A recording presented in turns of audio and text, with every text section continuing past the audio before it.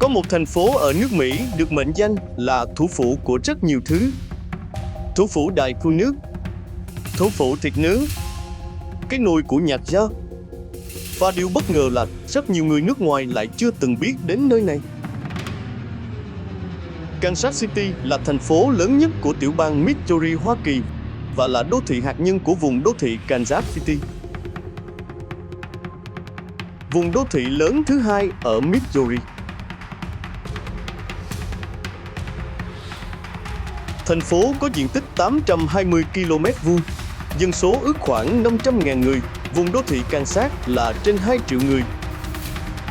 Thoạt nhìn, đây chỉ là một thành phố nằm giữa miền Trung nước Mỹ. Nhưng càng tìm hiểu, bạn càng nhận ra Kansas City có một khả năng rất đặc biệt. Chào mừng đến Kansas City, một thành phố không ồn ào, nhưng để lại dấu ấn rất sâu trong văn hóa Hoa Kỳ.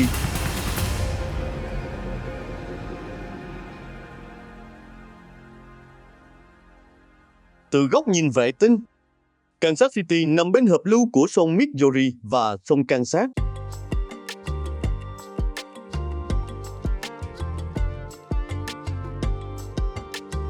Vị trí này từng biến nơi đây thành một đầu mối giao thương quan trọng trong quá trình người Mỹ mở rộng về phía Tây. Các tuyến đường sắt, đường thủy và sau này là đường cao tốc đã đưa Kansas City trở thành một trung tâm vận tải của vùng Trung Tây.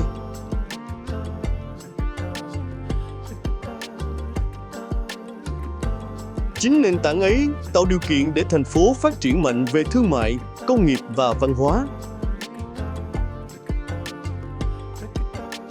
Nhưng điều đầu tiên khiến nhiều du khách ngạc nhiên lại không phải là những tòa nhà, mà là đài phun nước. Kansas City được mệnh danh là City of Fountain, thành phố của những đài phun nước. Toàn thành phố có hơn 200 đài phun nước lớn nhỏ. Một con số chỉ đứng sau Rome nếu xét về mật độ những công trình kiểu này. Từ quảng trường, công viên đến các khu dân cư, tiếng nước chảy đã trở thành một phần trong nhịp sống thường ngày. Không chỉ có giá trị trang trí, các đài phun nước còn phản ánh khát vọng xây dựng một đô thị đẹp, giàu bản sắc và gần gũi với không gian công cộng. Chúng khiến Kansas City có một diện mạo rất riêng, khó nhầm lẫn với bất kỳ thành phố nào khác.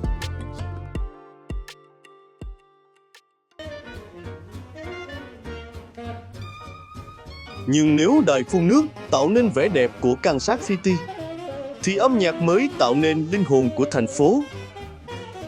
Vào những năm 1920 và 1930, khi da lan tỏa khắp nước Mỹ, Kansas City nổi lên như một trong những cái nôi quan trọng của dòng nhạc này.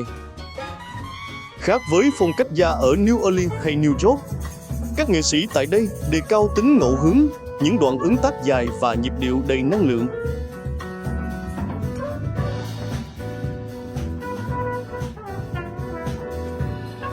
Chính môi trường ấy đã nuôi dưỡng Charlie Parker, một trong những nghệ sĩ saxophone có ảnh hưởng nhất trong lịch sử nhạc jazz và là người đặt nền móng cho phong cách bebop. Ngày nay, Kansas City được UNESCO công nhận là thành phố sáng tạo về âm nhạc. Tại những địa điểm như Green Lady Lounge hay The Blue Room, tiếng kèn saxophone và piano vẫn vang lên mỗi đêm, như một sợi dây nối liền quá khứ với hiện tại.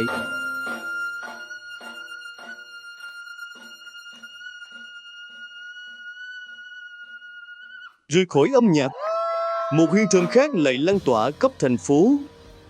Đó là mùi thịt nướng trên gỗ hickory. Kansas City từ lâu đã được xem là một trong những thủ phủ BBQ của Hoa Kỳ.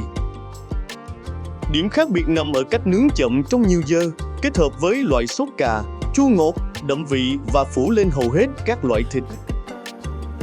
Nhưng điều khiến Kansas City nổi tiếng hơn cả là burnt. Ngày trước, phần đầu của miếng ức bò sau khi hun khói thường bị xem là phần thừa. Các đầu bếp cắt nhỏ, giữ lại cho nhân viên hoặc khách quen. Không ai ngờ rằng lớp vỏ caramel hóa, hơi cháy xém nhưng mềm mỏng bên trong lại tạo nên hương vị đặc biệt đến vậy.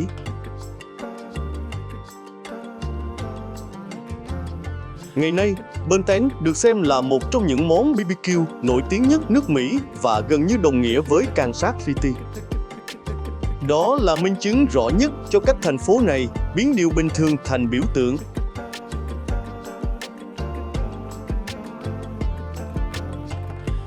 Tinh thần ấy còn hiện diện trong nghệ thuật. Nelson Akin Museum of Art là một trong những bảo tàng mỹ thuật được đánh giá cao nhất Hoa Kỳ. Điều đặc biệt là bảo tàng mở cửa miễn phí cho công chúng. Bên trong là bộ sưu tập phong phú từ nghệ thuật châu Á, châu Âu cho đến các tác phẩm của những danh họa như Claude Monet hay Caravaggio.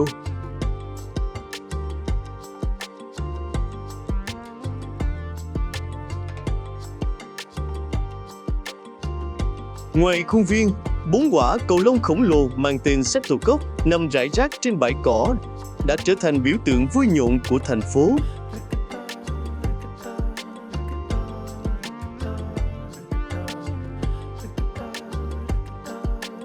Một tác phẩm nghệ thuật công cộng vừa gần gũi, vừa khiến bất kỳ ai đi ngang cũng phải mỉm cười. Không xa đó là Union Station. Khánh thành năm 1914, đây từng là một trong những nhà ga nhộn nhịp nhất nước Mỹ.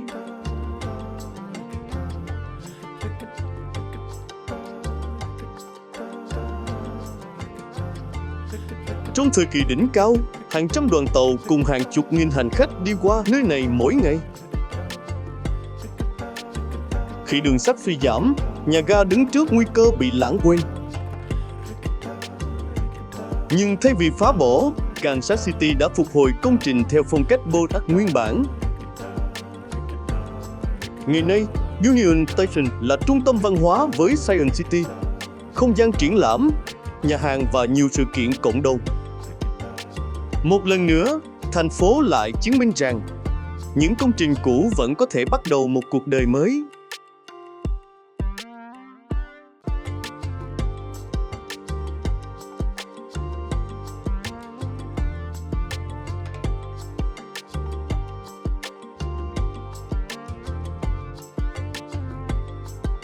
Có lẽ không nơi nào thể hiện rõ ký ức lịch sử như National War Museum and Memorial.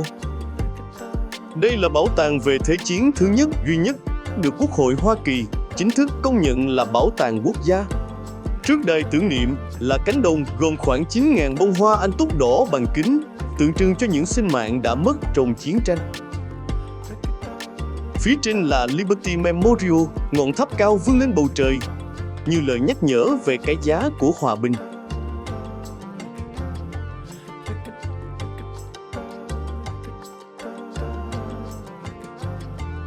Đây không chỉ là nơi lưu giữ hiện vật, mà còn là nơi để các thế hệ sau hiểu rằng lịch sử luôn cần được ghi nhớ.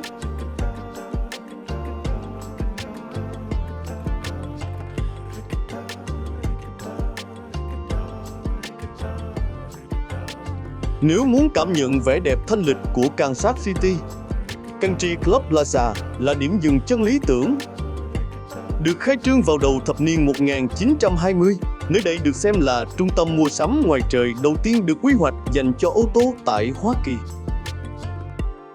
Lấy cảm hứng từ kiến trúc Tây Ban Nha, khu vực này nổi bật với những mái ngói đỏ, tháp chuông, quảng trường và hàng loạt đài phun nước.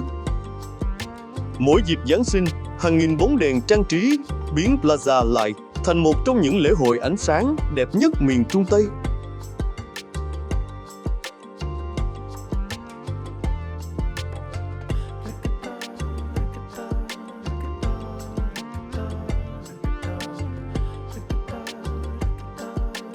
Ẩm thực của Kansas City còn có một niềm tự hào khác.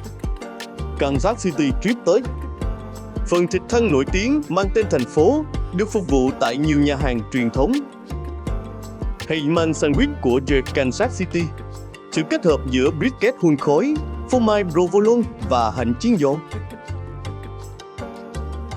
Những món ăn ấy cho thấy Kansas City không chỉ tạo ra hương vị, mà còn tạo ra những câu chuyện để thực khách nhớ mãi.